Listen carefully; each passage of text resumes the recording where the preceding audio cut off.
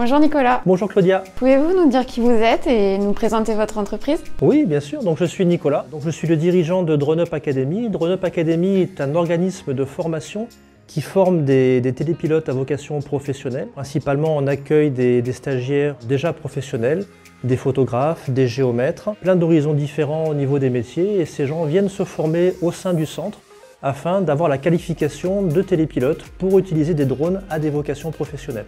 Pouvez-vous revenir sur votre parcours professionnel avant la création de cette entreprise? J'ai travaillé pendant 20 ans chez Airbus. Donc j'ai été ingénieur en aéronautique chez Airbus. Je m'occupais de tout ce qui était expertise et suivi sur la partie structure des avions.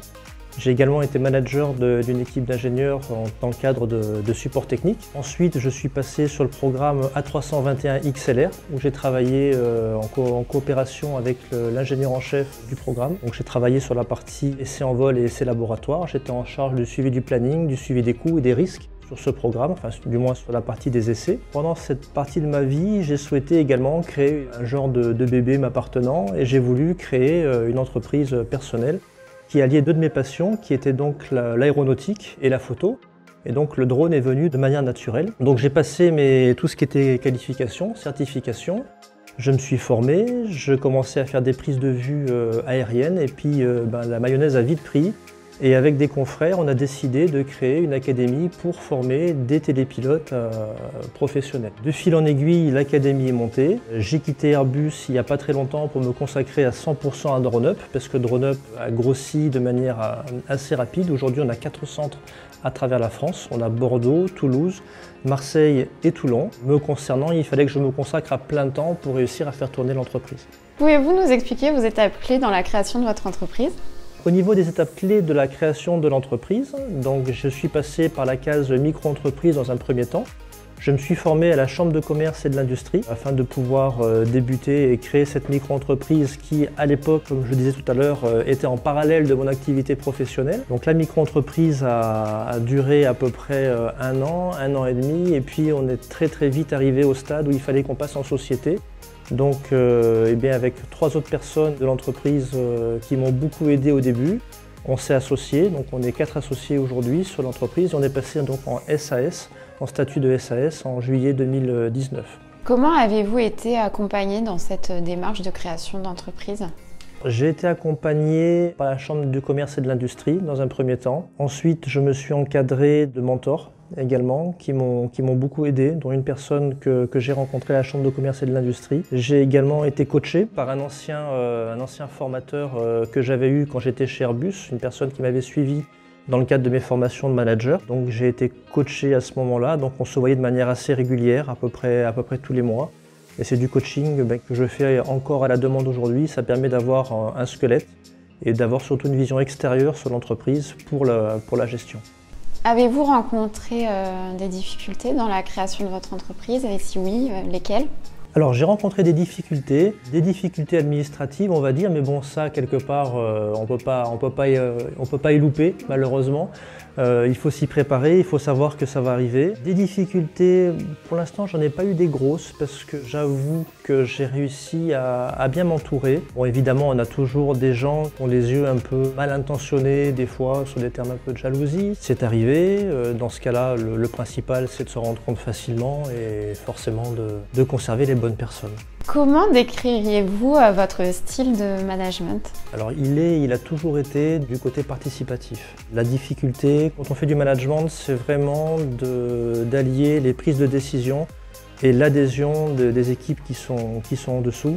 C'est pour ça qu'à chaque étape clé des créations de l'entreprise, de la création ou de la vie de l'entreprise, il faut consulter en permanence. On a des points très réguliers avec les différentes directions de l'entreprise. Le but, c'est de prendre la température parce qu'en plus, on n'a pas forcément la bonne vision quand on est à la direction. On n'a pas forcément la bonne vision terrain. Il faut vraiment savoir s'appuyer sur le ressenti des équipes qui sont au sol. Également, de mon côté, j'anime encore beaucoup de formations dans le but d'être plus proche également du terrain. Et quels sont vos principaux projets aujourd'hui?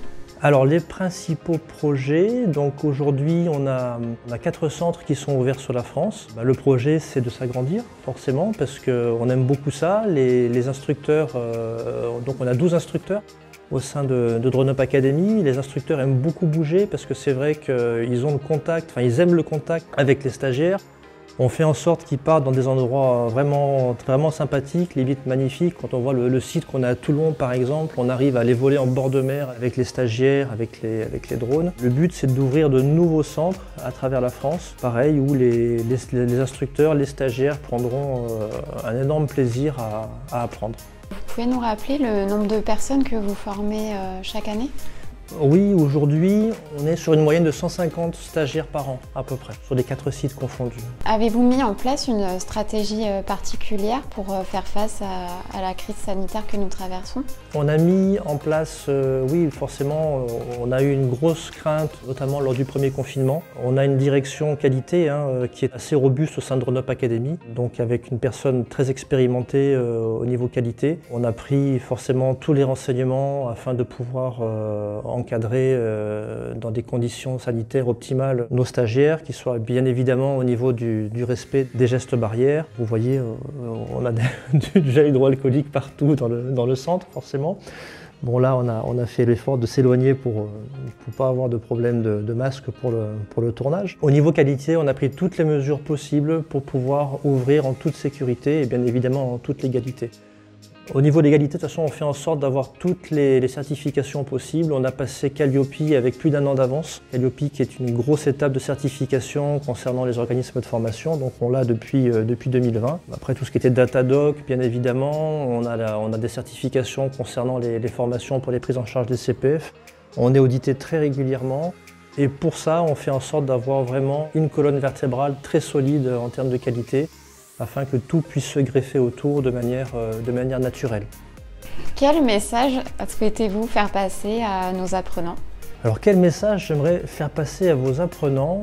Je vous dirais de faire en sorte surtout de prendre beaucoup de plaisir dans tout ce que vous allez faire. Vous verrez, dans la vie, il y a des moments où il y a des passages un peu difficiles. Ça arrive, il faut savoir patienter, il faut écouter une petite voix qui vous dit « vous n'êtes pas les seuls », ça arrive à tout le monde. Par contre, à partir du moment où vous n'êtes plus respecté au sein de votre entreprise, où vos collègues, entre guillemets, vous n'avez plus de plaisir à les voir, posez-vous les bonnes questions et n'hésitez pas à vous remettre en question. Le plus simple dans la vie, c'est de rien faire.